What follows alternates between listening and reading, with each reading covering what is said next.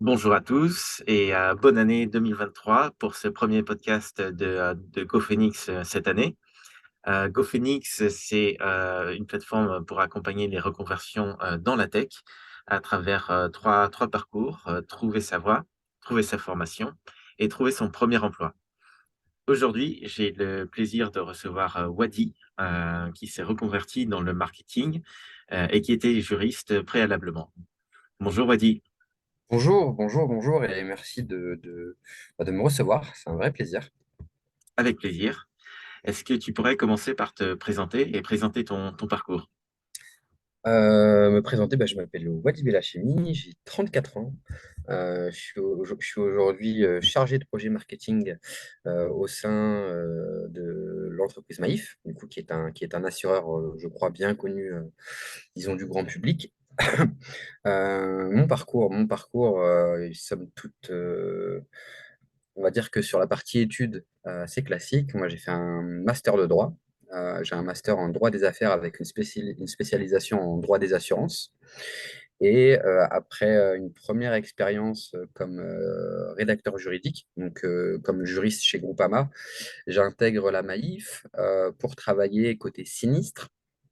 Euh, Au début, genre, c'était un CDD, et puis après j'intègre définitivement Maïf, là plus sur du conseil juridique au particulier. Donc là, je suis toujours dans ma voie initiale, à savoir le juridique.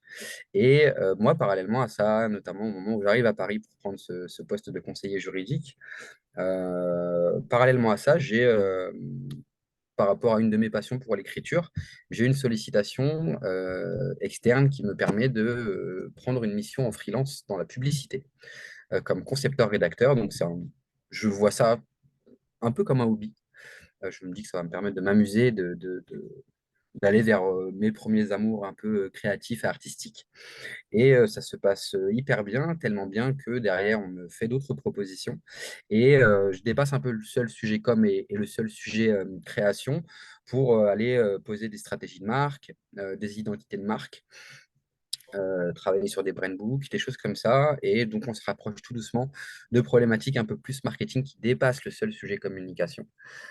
Et comme j'ai la chance de faire partie d'une très belle entreprise qui est Maïf, l'information fait son chemin en interne et on apprend que j'ai une appétence réelle qui est confirmée pour les métiers de la communication et du marketing. Et on me propose de faire un détachement dans le cadre d'un programme qui s'appelle Happy Mobility, qui a été sur 2 ou 3 années, je crois, développé par Maïf et qui me propose d'aller faire un détachement d'une durée d'1 an en start-up. Donc, j'intègre une startup qui s'appelle Lovis, qui est aussi qui est ce qu'on appelle un néo-assureur. Donc, c'est un assureur émergent qui vise prioritairement la cible trentenaire. Et j'ai la chance de travailler dans le département marketing et d'apprendre un peu plus les rouages de tous ces métiers-là au contact d'un ancien de chez L'Oréal. Voilà, j'apprends beaucoup et j'enrichis un petit peu ma culture, ma culture market. Je suis en charge de la stratégie éditoriale, de la stratégie de marque à ses côtés. Et du coup j'apprends vite et bien. Ça se passe aussi très très bien cette fois-ci. Et derrière, à mon retour chez Maïf, encore une fois, très belle entreprise, on me propose de rebondir directement au sein de la direction marketing où je prends un poste de chargé d'action marketing. Et là, je travaille pendant une durée de 2 ans sur un très beau projet IT qui, qui consiste à aller refondre l'application mobile Maïf. Et ensuite, j'ai rebondi sur un autre poste où j'occupe toujours une fonction en lien avec le marketing au Maïf Startup Club, qui consiste à aller accompagner des startups à impact et des startups innovantes aussi euh, dans leur développement. Et moi, je suis chargé de faire connaître le lieu, de faire connaître le dispositif et d'accueillir, d'aller chercher de nouveaux partenaires pour aller développer l'écosystème de Maïf. Voilà mon parcours D'accord, bah, en- super intéressant. C'est effectivement, c'est effectivement marrant que tu aies démarré à travers des projets en freelance. Quand tu as eu ta première sollicitation, Est-ce que c'était dans une démarche volontaire ou ça t'est vraiment tombé dessus par opportunité? Ça m'est tombé dessus par opportunité, en fait, à côté. Pendant mes études, j'ai eu des expériences dans l'audiovisuel. Oui, À titre perso, j'ai rédigé des scénarios, j'ai réalisé quelques courts-métrages, etc. Et à Paris, je suis tombé sur une personne que ça intéressait beaucoup et qui, du coup, dans le cadre de son activité, c'était le DG d'une agence de communication que j'ai rencontré par rapport à des connaissances que nous avions en commun. Et il me dit, bah là, j'ai un projet où j'aimerais apporter une nouvelle touche.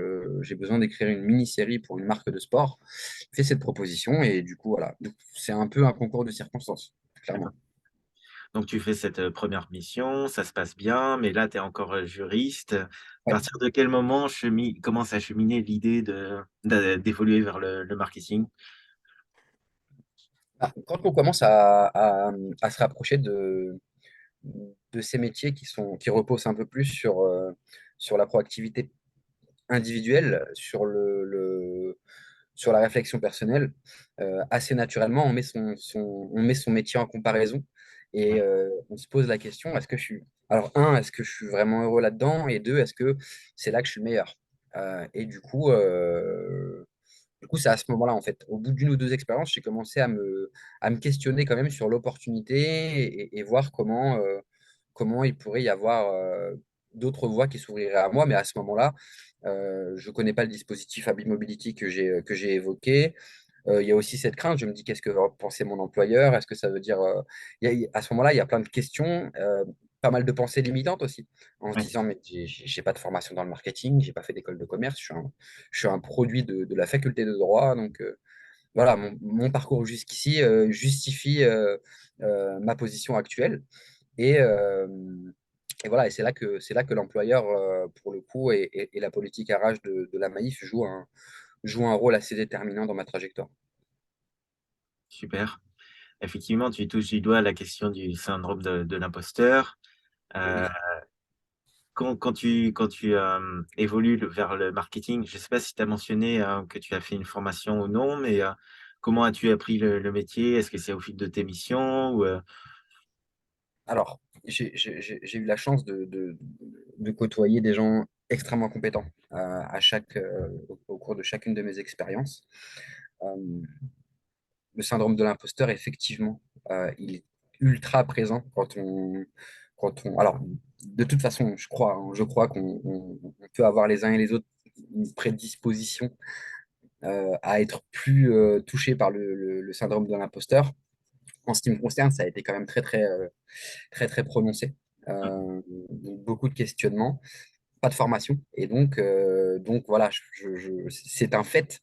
Et ça justifie pour moi cette sensation de ne pas être forcément légitime. Et en plus du sujet de la légitimité, c'est vraiment de se dire, je suis pas à la hauteur, je suis pas assez bon. On débarque quand même dans,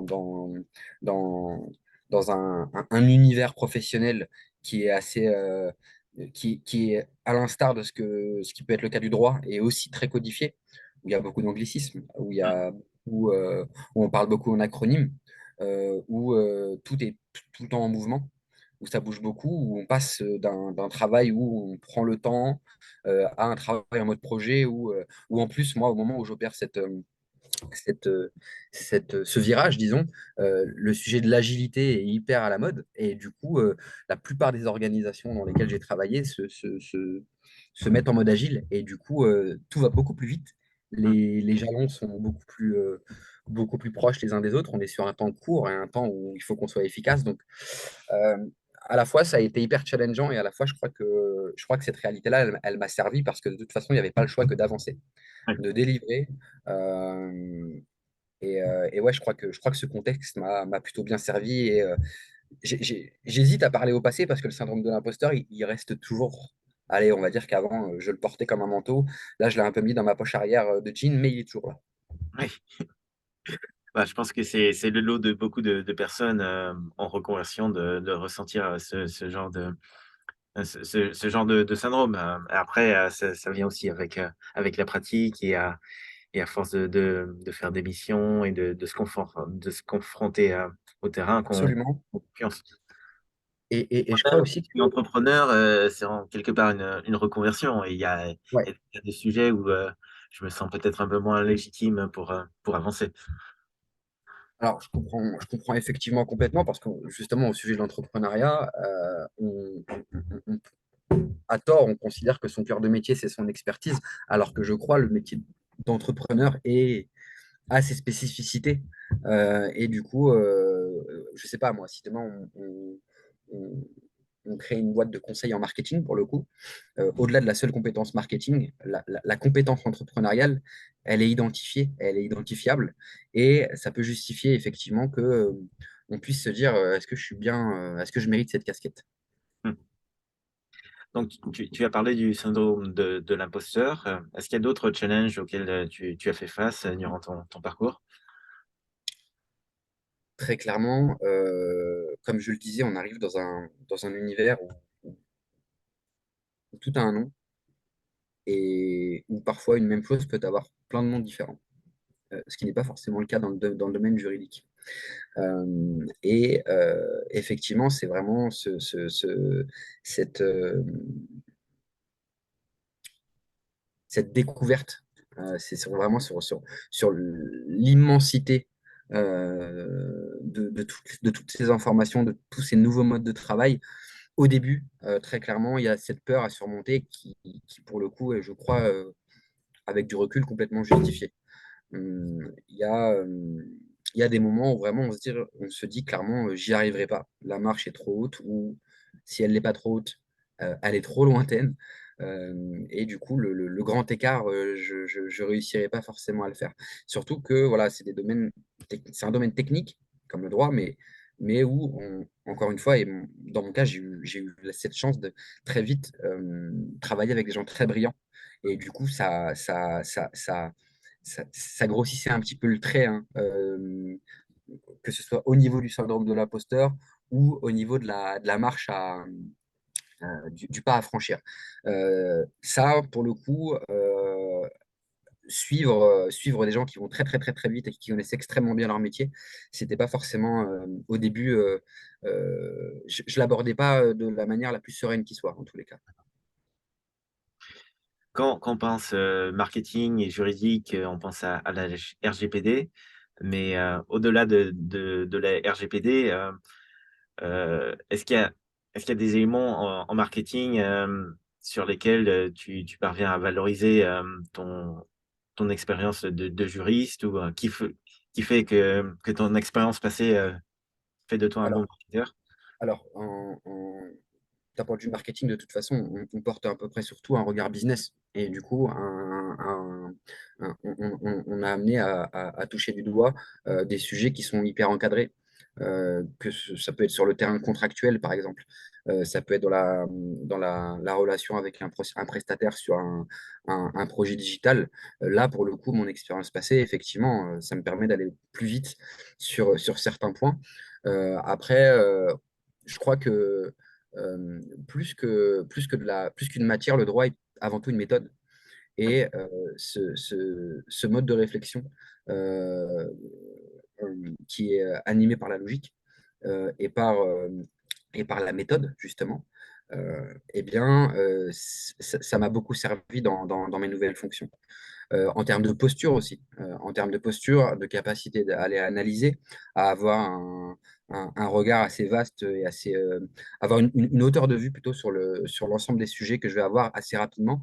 Je crois que justement, ça, c'est un ADN qui me vient vraiment de ma formation juridique. Donc, j'ai pu m'appuyer plus sur alors, quelquefois sur des hard skills, en contrat notamment, mais c'est plus sur la partie soft skills et approche des problématiques que j'ai tiré le plus de bénéfices de mes expériences passées. Ouais. Très bien. Et aujourd'hui, qu'est-ce qui te plaît le plus dans ton nouveau métier? C'est un métier qui, je crois, reste. Moi, je suis quelqu'un qui est très attiré par tout ce qui touche à la créativité.